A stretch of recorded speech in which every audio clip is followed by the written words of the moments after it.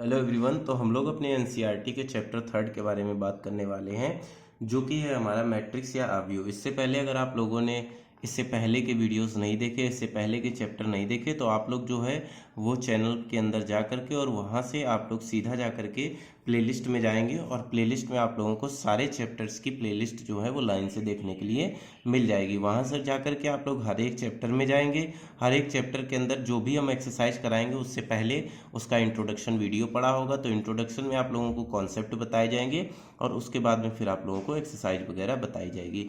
तो देखिए, हम लोग अपने मैट्रिक्स के बारे में बात करते हैं। और हमारे चैनल अगर आप लोगों को अच्छा लगे तो चैनल को सब्सक्राइब भी करिएगा और लाइक ज़्यादा से ज़्यादा हमारे इस चैनल को कर दीजिएगा। तो चलिए हम लोग मैट्रिक्स जो है वो शुरू करते हैं। तो देखिए, सबसे पहले हम लोग बात करते हैं कि मैट्रिक्स होती क्या है। मान लीजिए हमारे पास में तीन बच्चे हैं। हमने कह दिया एक हमारे पास में राम है, ठीक है, और फिर हमारे पास में श्याम है और फिर हमारे पास में सोहन है। ये मान लीजिए तीन बच्चे हैं और इन तीन बच्चों के पास में पेन और पेंसिल की अगर हम लोग बात कर ले, यानी हम लोग कहते हैं कि यहाँ पर इनके पास पेन और पेंसिल कितनी है, इसके बारे में हमें देखना है। तो हमने पेन और पेंसिल लिख ली। मैंने कहा मान लीजिए राम के पास 10 पेन है और 5 क्या है, पेंसिल है। श्याम के पास में इसके 8 पेन है और साथ ही साथ में 2 पेंसिल हैं। और सोहन के पास में केवल और केवल 5 पेन है और साथ ही साथ में उसके पास 8 जो है वो पेंसिल दे रखी हैं, ठीक है। तो इसी तरीके का डेटा हम लोगों को उस डेटा हैंडलिंग में दिया जाता था। मतलब क्या होता था, किसी भी दिए गए डेटा का, मान लीजिए ये हमें डेटा दिया गया है, इस डेटा को अगर हम लोग रो और कॉलम के रूप में अरेंजमेंट कर दे, मान लीजिए ये जो दिया हुआ डेटा है हम लोग क्या करते हैं, arrangement of data, arrangement of data in the form of row and column is called, उसी को हम लोग क्या बोलते हैं, मैट्रिक्स कहते हैं। इसी को हम लोग क्या बोलते हैं, मैट्रिक्स कहते हैं। अब सबसे पहले इसको हम लोग अरेंजमेंट किस तरीके से करेंगे, और मैट्रिक्स में मतलब मैट्रिक्स तो कह देते हैं लेकिन इसका अरेंजमेंट होगा किस तरीके से। तो सबसे पहले आप लोग याद रख लीजिएगा कि किसी भी मैट्रिक्स को जो हम लोग रिप्रेजेंट करते हैं वो हम लोग कैपिटल, किसी भी अल्फ़ाबेट के कैपिटल लेटर से रिप्रेजेंट करते हैं। सपोज करिए हम अगर ए मानना चाहें तो मैंने इसको कैपिटल ए से अरेंज कर लिया। उसके बाद में जो बड़ा ब्रैकेट होता था उस बड़े ब्रैकेट को हम लोग इस तरीके से ऐसे लगा लेंगे। और जो ये ऊपर हमें डाटा दिया है 10 पेन, 8 पेन और 5 पेन, इसको हम लोग इस तरीके से लिख लेंगे 10, 8 और 5 इस तरीके से। पेंसिल की बात करें तो पेंसिल को हम लोग यहाँ पे 5, 2 और 8 इस तरीके से लिख लेंगे, ठीक है। तो ये जो हमें डेटा मिला है, जिस डेटा को हम लोगों ने क्या किया है, रो और कॉलम के रूप में अरेंज किया, ये जो है इसको हम लोग बोलते हैं रो, ठीक है। ये भी देखिए हम लोगों को रो दे रखी है और ये भी हम लोगों को क्या दे रखी है, रो दे रखी है। और जो ये ऊपर की तरफ से वर्टिकल आए हैं इसको हम लोग बोलते हैं कॉलम बोलते हैं, ठीक है। यहाँ पर कॉलम बोलते हैं, ठीक है। तो यहाँ पर इस तरीके से हमने डेटा को रो और कॉलम के रूप में अरेंजमेंट कर दिया, यही हमारी मैट्रिक्स कहलाती है, ठीक है। अब हम लोग इस मैट्रिक्स के बारे में, इसके जो एलिमेंट्स हैं उनके बारे में धीरे धीरे हम लोग जानना शुरू करते हैं, ठीक है। तो हमने कहा कि सबसे पहले हम इसमें जानेंगे element of matrix, element of matrix के बारे में हम लोग जानेंगे। तो देखिए एलिमेंट ऑफ मैट्रिक्स क्या होते हैं। जैसे मान लीजिए कि मैंने यहाँ पर 10, 8, 5 लिखा, 5, 2, 8 लिखा। इसी तरीके से मैं मानता हूँ कि मैं किसी भी जो एलिमेंट है इसमें मान लेता हूँ कि कोई एक मैट्रिक्स हमें ए दे रखी है और इस मैट्रिक्स को मैंने इस तरीके से ऐसे बना दिया है यहाँ पर। और इसमें मैंने कहा कि मान लीजिए केवल 4 एलिमेंट दिए रखे हैं। तो इसका मतलब यहाँ पर कितनी रो हैं, यहाँ पर 2 रो हैं, यानी ये रो 1 है तो इसको हम मान लीजिए R1 लिख देते हैं। R1 का मतलब रो 1 हो गया। इसी तरीके से और हमारे पास ये दूसरी रो दे रखी है जिसे हम लोग मान लीजिए R2 से रिप्रेजेंट करते हैं, ठीक है।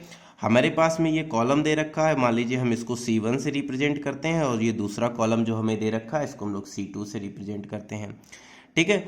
अब देखिए क्या है, यहाँ पर कितने एलिमेंट हैं इस मैट्रिक्स के अंदर, 1, 2, 3 और 4 एलिमेंट हमें दिए गए हैं। लेकिन क्या होता है अगर हम मैट्रिक्स में से ऐसे बोल दें चौथा एलिमेंट हमें दे दीजिए, फोर्थ एलिमेंट हमें दे दो, तो क्या आप लोग बता सकते हो कि ये वाला फोर्थ है, कि ये वाला फोर्थ है, कि ये वाला फोर्थ है, कि ये वाला फोर्थ है? आप लोग नहीं बता सकते। अगर ऊपर से काउंट करेंगे 1 2 3 4 तो ये वाला फोर्थ हो गया, यहाँ से काउंट कर लो 1 2 3 4 तो ये वाला फोर्थ हो गया। 1 2 3 4 तो ये वाला फोर्थ हो गया, और 1 2 3 4 कर दो तो ये वाला फोर्थ हो गया। नहीं बता सकते। इसीलिए क्या होता है, मैट्रिक्स में हर एक एलिमेंट का पर्टिकुलर प्लेस का जो होता है वो स्थान होता है। तो उस स्थान को हम लोग सबसे पहले कैसे लिखते हैं, तो हम लोगों को जब किसी भी इसके प्लेस लिखना होता है तो सबसे पहले हम लोग ये देखते हैं उसकी रो कौन सी है। मान लीजिए इस ए की हम लोग बात कर रहे हैं, तो ए की रो क्या है, 1 रो है, मतलब पहली रो है। और फिर हम लोग देखते हैं कॉलम क्या है, तो यानी दूसरा, देखिए यहाँ पर पहला कॉलम दे दिया गया, इसलिए इस एलिमेंट का नाम A11 हो जाता है। फिर हम लोग यहाँ पर देखते हैं ये वाला एलिमेंट रो कौन सा है इसका, तो 1 रो फर्स्ट रो है, यानी 1 लिख देते हैं। और कॉलम कौन सा है, तो देखिए सेकंड कॉलम है, तो इसलिए हम लोग यहाँ पर क्या लिख देते हैं, 1 2 लिख देते हैं। ठीक है, इसकी बात करते हैं तो रो इसमें कौन सी है, तो सेकंड है। ठीक है, और कॉलम कौन सा है, पहला है। इसी तरह इसमें रो कौन सी है, देखिए दूसरी है, और कॉलम भी कौन सा है, दूसरा है। तो इस तरीके से हम लोग क्या करते हैं, एलिमेंट की नेमिंग कर देते हैं। अब अगर मैं आपसे कहूं कि A21 बता दो कौन सा है, तो यानी 21 का मतलब है सेकेंड रो और पहला कॉलम। हमेशा जो भी एलिमेंट लिखा जाएगा, कोई भी एलिमेंट लिखा जाएगा, मान लीजिए किसी भी एलिमेंट को लिखना है, हमने कह दिया कि मान लीजिए A एक एलिमेंट है, यानी अगर हम लोग एलिमेंट की बात करें तो एलिमेंट में सबसे पहले यहाँ पर लिखी जाती है रो, और उसके बाद में लिखा जाता है क्या, कॉलम लिखा जाता है। तो इस तरीके से ही हम लोग क्या करते हैं, किसी भी एलिमेंट को रिप्रेजेंट करते हैं। ठीक है, अब जो होता है देखिए, बेसिकली जो हम लोग रो को है वो हम लोग आई से रिप्रेजेंट कर देते हैं, और कॉलम जो होता है वो हम लोग किससे, जे से रिप्रेजेंट कर देते हैं। जैसे मैंने आपसे कह दिया कि हमें जो है वो 2 रो और 3 कॉलम वाला, मतलब हमें एक वो चाहिए कि जिसमें 2 रो हों केवल, और कॉलम जो हो वो कितने हो, 3 हो। तो हमने पहले कहा कि रो कितनी होनी चाहिए, 2 होनी चाहिए, मतलब आई की वैल्यू कितनी हो सकती है, 1 भी हो सकती है और 2 भी हो सकती है, क्योंकि हमें रो 2 चाहिए हैं। कॉलम कितने चाहिए हमें, कॉलम हमें 3 चाहिए, मतलब उसमें कॉलम कितने होंगे, अगर ऐसे ना लेकर के हम लोग इसको R1 और R2 कर देते हैं। मान लीजिए हमें रो 2 चाहिए और कॉलम हमें कितने चाहिए, कॉलम हमें 3 चाहिए, मतलब इसके अंदर C1 आएगा, C2 आएगा और C3 चला आएगा। ठीक है, तो हमें रो 2 चाहिए और कॉलम 3 चाहिए, तो इस तरीके का हमें अरेंजमेंट करना पड़ेगा। तो सबसे पहले हम लोग क्या कर लेते हैं, कोई एक मैट्रिक्स ले लेते हैं। तो हमने कहा रो हमें 2 ही चाहिए, केवल 2 रो चाहिए, मतलब हम लोग यहाँ क्या लिख लें, R1 लिख देते हैं और R2 लिख देते हैं, ये हमारे पास में 2 रो हो गई। कॉलम हमें 3 चाहिए, तो C1 कॉलम हो गया, C2 कॉलम हो गया, C3 कॉलम हो गया, तो इस तरीके से 3 कॉलम हो गए। अब इसमें नंबर का नेम कैसे लिखेंगे, जैसे मान लो हम लोग यहाँ पर A लिख देते हैं, A लिख देते हैं A, और यहाँ पर A, यहाँ पर A, यहाँ पर A। ठीक है, तो रो में देखिए यहाँ पर कॉलम पे 3 3 3 3 आ गए, रो पे 2 आ गए। अच्छा, हमने कहा था कि पहले रो लिखते हैं फिर कॉलम लिखते हैं, तो रो कौन सी है, फर्स्ट। इन सारे एलिमेंट्स के लिए रो इनकी क्या है, फर्स्ट है, तो इस पर भी first row first row first row. लेकिन इन तीनों कॉलम के लिए कॉलम अलग अलग हैं। पहले वाले के लिए तो पहला कॉलम है, दूसरे वाले के लिए दूसरा कॉलम है, तीसरे वाले के लिए तीसरा कॉलम है। इसी तरह इनके लिए रो कौन सी है, second row second row second row, लेकिन कॉलम इनके लिए डिफरेंट है, 1 2 और 3। इस तरीके से हमने क्या कर दिया, यहाँ पर नंबर नेमिंग कर दी है। ठीक है, बेसिकली क्या होता है, पहले वाली जो है वो आई को दिखाता है, दूसरे वाले जो है वो जे को दिखाता है। ठीक है, तो इस तरीके से हम लोग एलिमेंट की नेमिंग करना सीख गए हैं कि किसी भी मैट्रिक्स के अंदर किसी भी एलिमेंट की नेमिंग है वो हम किस तरीके से करते हैं। ठीक है, तो देखिए एलिमेंट की नेमिंग के बाद में जो हम अगला टॉपिक अपना पढ़ने वाले हैं वो हमारा है ऑर्डर ऑफ मैट्रिक्स, यानी क्या है, ऑर्डर ऑफ मैट्रिक्स। हम लोग जो है वो अगला टॉपिक इसमें पढ़ेंगे। अब सबसे पहले देखिए, कुछ भी कराने से पहले मैं क्या करता हूँ, पहले थ्योरी लिख देता हूँ और उसके बाद में उस चीज़ को मैं क्या कर दूंगा, एक्सप्लेन कर दूंगा। देखिए सबसे पहले ऑर्डर ऑफ मैट्रिक्स जो होती है वो मैं जानकारी किस किस चीज़ की देता है, तो यानी यहाँ पर होता है जो order of matrix, order of matrix tells us about row and column of matrix. ये क्या करता है, हमें मैट्रिक्स के रो और कॉलम के बारे में बताता है कि उस मैट्रिक्स में रो कितनी होगी, कॉलम कितनी होगी। जितना कुछ मैं यहाँ लिख रहा हूँ अभी, जब मैं आप लोगों को मैट्रिक्स बना के ऑर्डर समझाऊंगा तो आप लोगों को खुद समझ में आ जाएगा। ठीक है, तो पहला पॉइंट तो हमारा ये हो गया। सेकेंड चीज, ऑर्डर ऑफ मैट्रिक्स हमें क्या बताता है, ऑर्डर ऑफ मैट्रिक्स हमें बताता है साइज ऑफ मैट्रिक्स का। Order of matrix tells us about size of matrix. Size of matrix के बारे में बताता है। तीसरी चीज ऑर्डर ऑफ मैट्रिक्स हमें क्या बताता है, तो ऑर्डर ऑफ मैट्रिक्स हमें बताता है नंबर ऑफ एलिमेंट्स के बारे में, कि किसी मैट्रिक्स के अंदर नंबर ऑफ एलिमेंट्स कितने हैं। Order of matrix define the number of element in the matrix. ठीक है, तो इस तरीके से ऑर्डर ऑफ मैट्रिक्स जो है वो इतनी सारी चीज़ों की हमें इंफॉर्मेशन देता है। बेसिकली बात करते हैं ऑर्डर ऑफ मैट्रिक्स जो होता है, ऑर्डर ऑफ मैट्रिक्स जो है वो लिखा कैसे जाता है। तो सबसे पहले हम लोग काउंट कर लेते हैं टोटल किसी भी मैट्रिक्स में रो कितनी है, तो यानी हम लोग रो ले लेते हैं, और इनटू कॉलम कितने हैं, तो हम लोग कॉलम, मतलब ऑर्डर ऑफ मैट्रिक्स को रिप्रेजेंट करने के लिए हम लोग क्या करते हैं, रो इनटू कॉलम के फॉर्म में हम लोग रिप्रेजेंट करते हैं।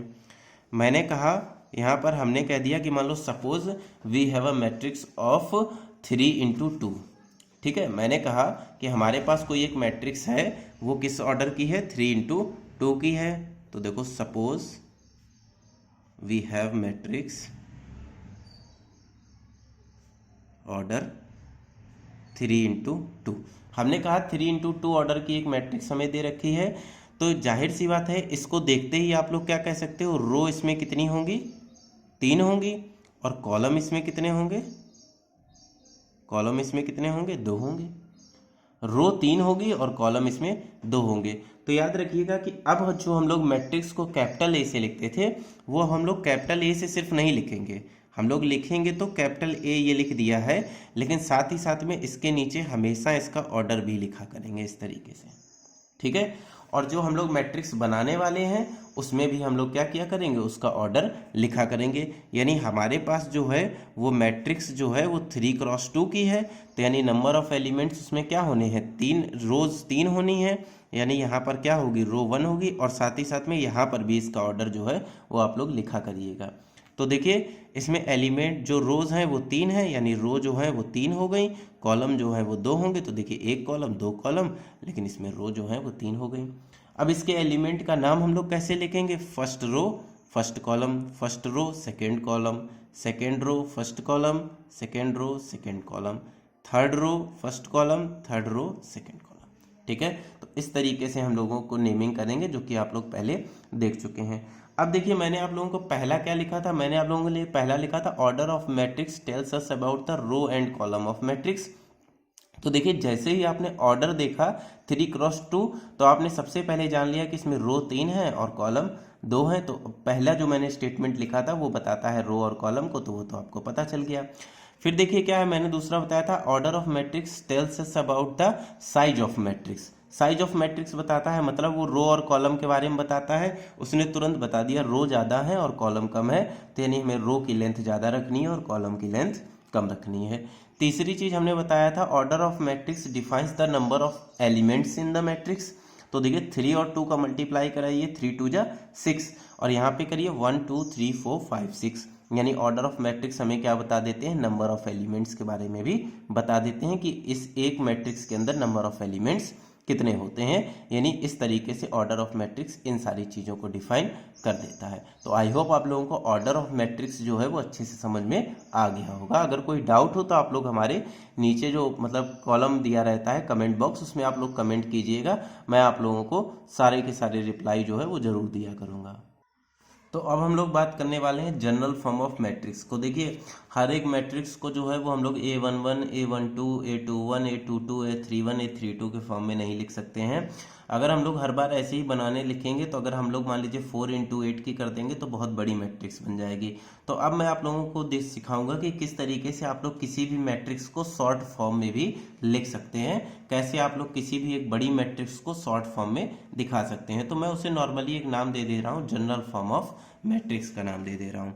तो अब हम लोग बात करने वाले हैं जनरल फॉर्म ऑफ मैट्रिक्स के बारे में। ठीक है, जनरल फॉर्म ऑफ मैट्रिक्स के बारे में बताने जा रहे हैं। देखिए, हमें आपको पता है कि ऑर्डर के बारे में मैंने आप लोगों को इस तरीके से बता दिया। तो मैं क्या करता हूँ कि मैं मान लेता हूँ कि किसी भी एक मैट्रिक्स का जो ऑर्डर दिया है, तो हमने मान लिया suppose a matrix of order m cross n। तो हमने माना कि किसी भी एक मैट्रिक्स का ऑर्डर क्या है, m क्रॉस n दिया है। m का मतलब क्या है, नंबर ऑफ रोज जो है वो कितनी है, m है। n का मतलब है नंबर ऑफ कॉलम्स जो हैं वो कितने हैं, n है। कॉलम इतने दिए हैं, ठीक है। तो अब हम लोग किसी भी मैट्रिक्स को रिप्रेजेंट कैसे करेंगे, m क्रॉस n से रिप्रेजेंट करेंगे, ठीक है। अब साथ ही साथ में हम लोग क्या करते हैं कि ये जो एलिमेंट हैं, इसमें मैंने बताया था रो को i से रिप्रेजेंट करते हैं और कॉलम को किससे रिप्रेजेंट करते हैं, j से रिप्रेजेंट करते हैं। तो अब किसी भी मैट्रिक्स को रिप्रेजेंट करना हो तो आप लोग ऐसे करके एक एलिमेंट लिखिए और i लिख दीजिए, j लिख दीजिए, और यहाँ पर क्या लिख दीजिए, m क्रॉस n लिख दीजिए, ठीक है। अब देखिए यहाँ पे इनका क्या रिलेशन है। सबसे पहली बात, रो कितनी है, m है। रो कितनी है, m है। तो यहाँ से हमें ये पता चला था कि रो कितनी है, m है, और कॉलम कितना है, कॉलम है हमारे पास में n।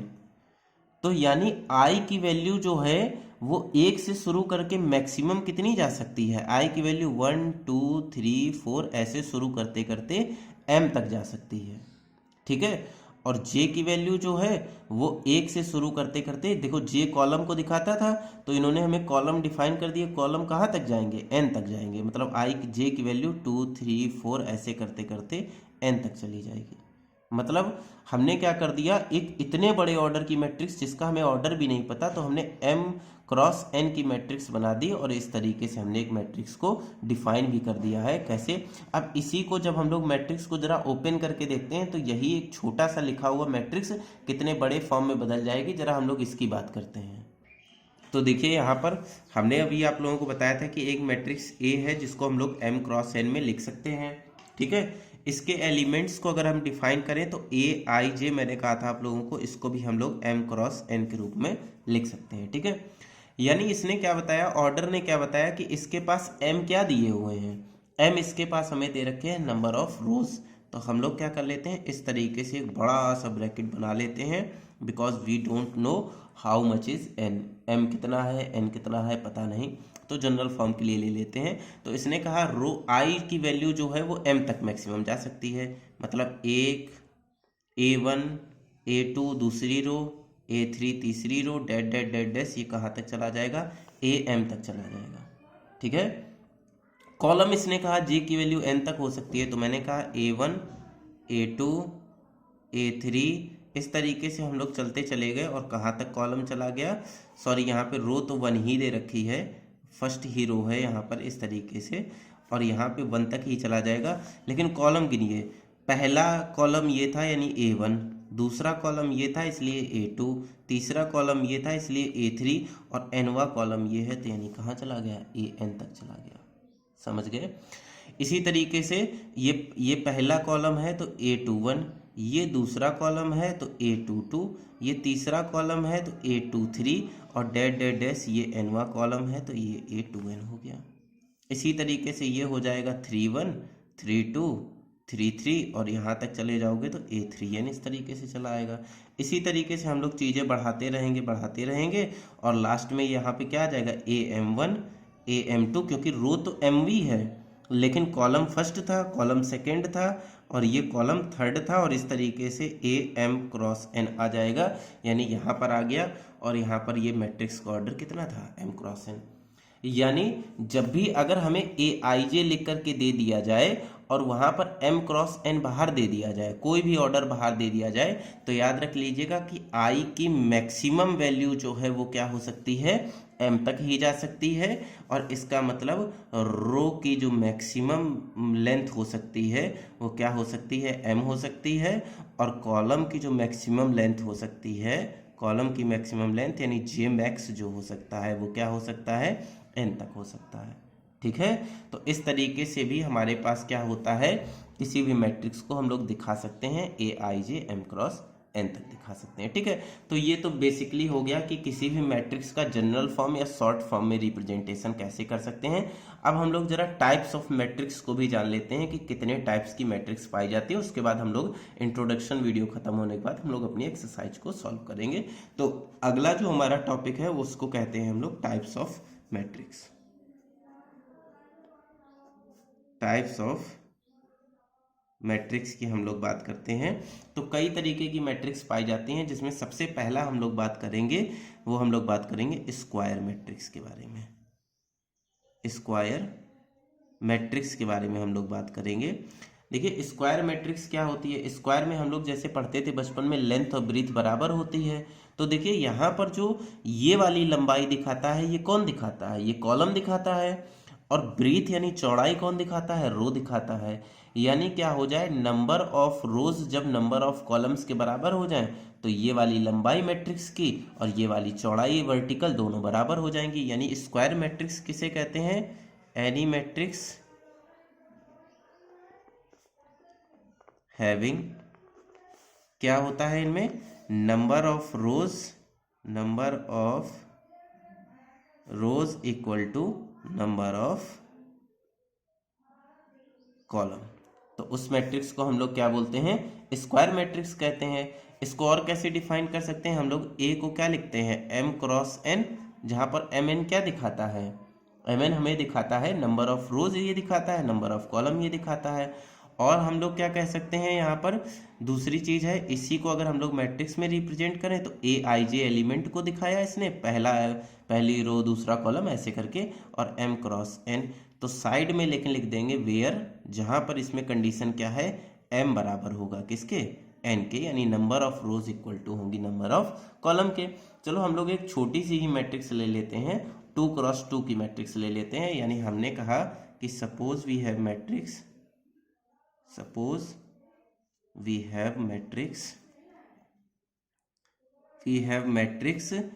2 क्रॉस 2 ऑर्डर, हमारे पास 2 क्रॉस 2 ऑर्डर की है। यानी हमारे पास m बराबर कितना हो गया, 2, और m बराबर कितना हो गया, 2। ठीक है, तो हम लोग यहाँ पर करते हैं, a जो है वो क्या हो गई, 2 क्रॉस 2 की मैट्रिक्स है, जहाँ पर एलिमेंट कितने हैं, रो भी 2 है, कॉलम भी 2 है। यानी यहाँ पर इस तरीके से हो गया, पहली रो पहला कॉलम, पहली रो दूसरा कॉलम, दूसरी रो पहला कॉलम और दूसरी रो दूसरा कॉलम, यानी ये 2 क्रॉस 2 की मैट्रिक्स हो गई। यानी number of rows m equal to n जहाँ पर हो जाए वहाँ पर क्या हो जाता है, स्क्वायर मैट्रिक्स हो जाता है। याद रखिएगा ये कंडीशन, याद रखिएगा जो आप लोगों को ये वाली कंडीशन बताई, ये कंडीशन जो है वो क्वेश्चन में जब करेंगे तो हम लोगों की लगेगी। जो हायर ऑर्डर के क्वेश्चन होते हैं उनमें ये डायरेक्ट कंडीशन अप्लाई होती है, m is equal to n के फॉर्म में अप्लाई होती है।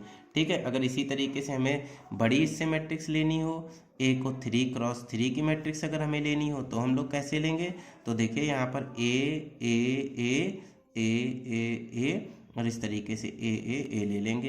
यानी पहली रो पहली रो पहली रो, दूसरी रो दूसरी रो दूसरी रो, तीसरी रो तीसरी रो तीसरी रो। लिखने का तरीका बता रहा हूँ, आप लोग कंफ्यूज मत होना।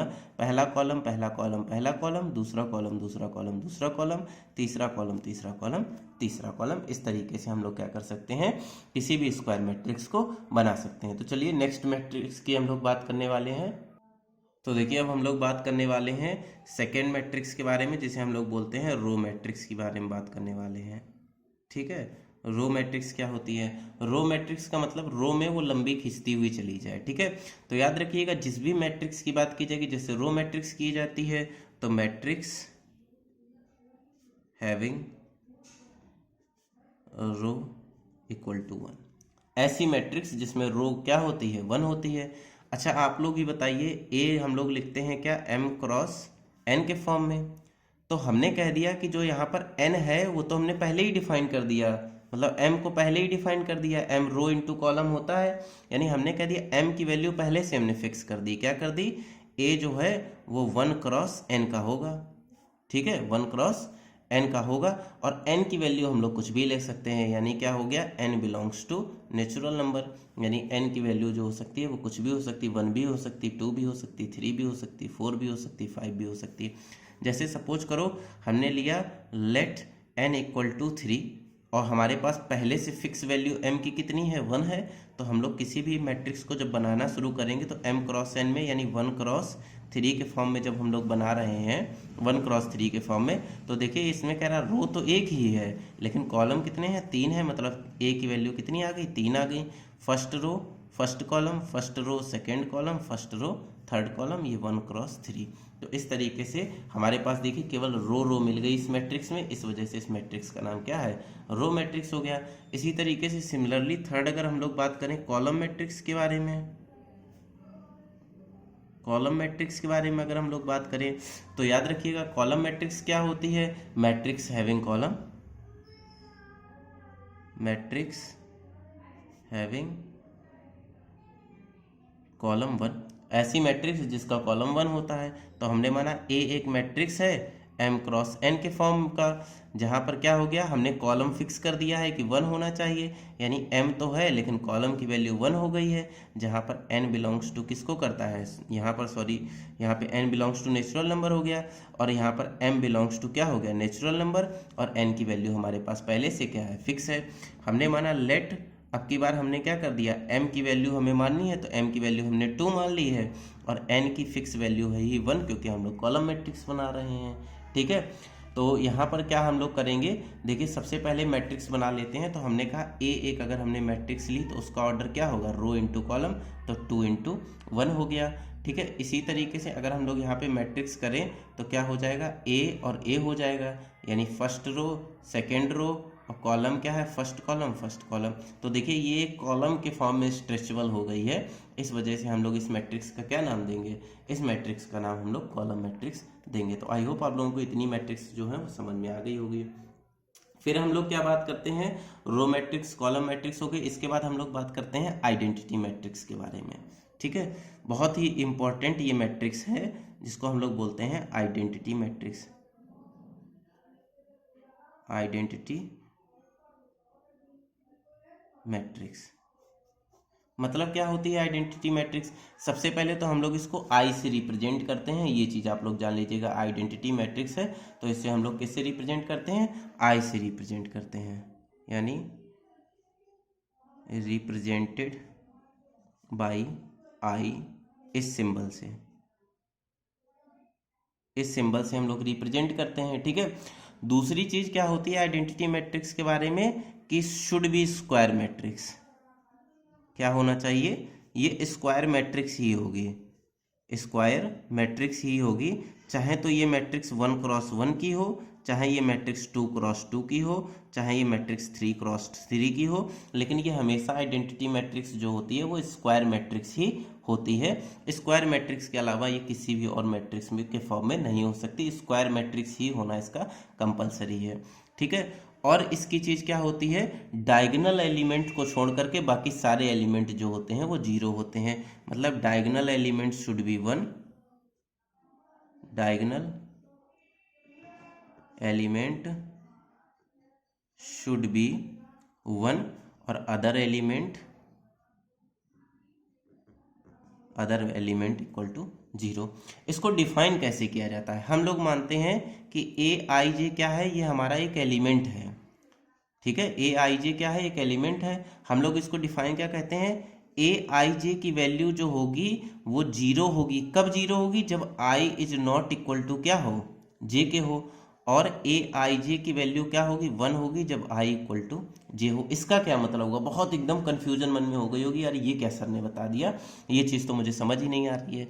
तो एक काम करते हैं, हम लोग एक मैट्रिक्स ए मान लेते हैं 2 क्रॉस 2 की मैट्रिक्स, हमने कहा A11 A12 A21 A22, यहाँ पे हमने इस तरीके से ले ली, ये 2 क्रॉस 2 ऑर्डर की मैट्रिक्स हो गई। ठीक है, मैंने कहा जहाँ पर आई बराबर हो जे के, आई बराबर हो जे के वहाँ 1 रखना है। तो देखो आई और जे कहाँ बराबर है, यहाँ पर आई बराबर जे है तो यहाँ पे हम लोग क्या रखेंगे 1 रखेंगे, यहाँ आई और जे बराबर नहीं है तो यहाँ क्या रखेंगे 0 रखेंगे, यहाँ आई और जे बराबर नहीं है इसलिए यहाँ पर 0 रखेंगे, यहाँ आई और जे बराबर है इसलिए यहाँ पर क्या रखेंगे 1 रखेंगे। चलो जरा मैट्रिक्स बना लेते हैं। तो हम लोगों ने जिस तरीके से डिफाइन की 1 0 0 1 हमने डिफाइन कर दी, तो ये 2 क्रॉस 2 की क्या बन गई, आइडेंटिटी मैट्रिक्स। यानी इसको हम लोग बोलेंगे A equal to I, but order of matrix A is 2 cross 2 and order of identity is 2 cross 2। I hope मेरा समझाया हुआ आप लोगों को अच्छे से समझ में आया होगा। इसी तरीके से अगर 3 क्रॉस 3 की मैट्रिक्स हमें बनानी हो, हमें कुछ नहीं करना, 1 0 0 0 1 0 एंड 0 0 1। और यही क्या होते हैं, ये जो एलिमेंट होते हैं ये डायगोनल एलिमेंट होते हैं। अब आप लोग कहोगे ये भी तो डायगोनल है, ये डायगोनल नहीं मानेंगे क्योंकि यहाँ पर i is not equal to j होगा हमारे पास में। इतनी समझ में आ गई, जहाँ पर i इक्वल टू j वही मैट्रिक्स के क्या कहलाते हैं, डायगोनल एलिमेंट्स कहलाते हैं। ठीक है, अब देखिए लास्ट जो है हमारे पास में मैट्रिक्स जो 5th बची हुई है उसको और हम लोग बात करते हैं जीरो मैट्रिक्स। उसके बाद में इन्हीं से बनने वाली जो सब मैट्रिक्सेस होती हैं उनको अलग अलग नाम दे दिया जाता है, बेसिकली वो कुछ अलग अलग नहीं होती हैं। जीरो मैट्रिक्स क्या कहती है, matrix having all element zero. क्या कहती है, matrix having all element equal to zero. मतलब क्या कहता है इसमें, कहता है कि ए आई जे जो है वो हर फॉर्म में जीरो होना चाहिए। जैसे ए आई जे मैंने कहा जीरो अगर I is not equal to जे, और ए आई जे इज इक्वल टू फिर भी जीरो अगर आई इज इक्वल टू जे। मतलब हर एक फॉर्मेट में क्या होना चाहिए, जीरो होना चाहिए। इसको रिप्रेजेंट किससे करते हैं, रिप्रेजेंटेड बाई ओ, ऐसे लिख देते हैं। तो इसका मतलब होता है ये एक मैट्रिक्स को ही डिफाइन करता है। देखिए मैट्रिक्स में जब हम लोग आई और ओ का फॉर्म करते हैं तो ये खुद से एक मैट्रिक्स होती हैं। जैसे ओ बराबर मान लीजिए हम लोग इसको डिफाइन करें 2 क्रॉस 2 की मैट्रिक्स है, तो ये कैसे हो जाएगी, 0 0 0 0, ये मैट्रिक्स हो गई। ठीक है, तो इस तरीके से जीरो मैट्रिक्स को करते हैं। लास्ट टॉपिक इसमें बचा है आप लोगों की फर्स्ट एक्सरसाइज के लिए, वो बचा है कंपैरिजन बिटवीन द मैट्रिक्सेस, वो भी मैं आप लोगों को करा देता हूँ। तो देखिए कंपैरिजन बिटवीन मैट्रिक्स की बात करते हैं, तो यहाँ पर we can compare matrices which have same order. हमेशा सेम ऑर्डर की मैट्रिक्स के बीच में कंपैरिजन होगा। अगर पहली मैट्रिक्स का ऑर्डर 2 क्रॉस 2 है तो अगली मैट्रिक्स का भी ऑर्डर 2 क्रॉस 2 ही होना चाहिए। पहली मैट्रिक्स का ऑर्डर 3 क्रॉस 2 है तो अगली मैट्रिक्स का ऑर्डर भी 3 क्रॉस 2 होना चाहिए। पहली मैट्रिक्स का ऑर्डर 2 क्रॉस 3 है तो अगली मैट्रिक्स का ऑर्डर भी 2 क्रॉस 3 ही होना चाहिए। और लिखा है same place element compared by the same place element. जो सेम प्लेस का एलिमेंट होगा वो सेम प्लेस से ही कंपेयर होगा। सपोज करो अगर A11 को कंपेयर करना हो तो हम लोग B11 से ही कंपेयर करेंगे, यानी A11 इक्वल टू B11, ऐसे हम लोग कंपेयर करेंगे अगर हमें मैट्रिक्स सेम दी जाती हैं तो। अगर हमें मान लो कह दिया जाए A23 को कंपेयर करो तो आप लोग खुद ही लिखिए कमेंट में किस A23 को किससे कंपेयर करेंगे, ये कमेंट में लिख के बताइएगा। और मान लीजिए A32 को हमें कंपेयर करना हो तो हम लोग किससे करेंगे, B32 से कंपेयर करेंगे। तो आई होप आप लोगों को बेसिक्स की ये वीडियो जो है वो अच्छी लगी होगी। अगर हमारे चैनल की ये वीडियो आप लोगों को अच्छी लगी हो तो चैनल को लाइक, सब्सक्राइब और अपने दोस्तों के साथ शेयर करना ना भूलिएगा। आप लोगों को पूरी 12th की मैट्रिक्स विद कॉन्सेप्ट के साथ में आप लोगों को इस चैनल पर पढ़ाई जाएगी। मिलते हैं हमारे एक्सरसाइज की वीडियो में, तब तक के लिए बाय बाय।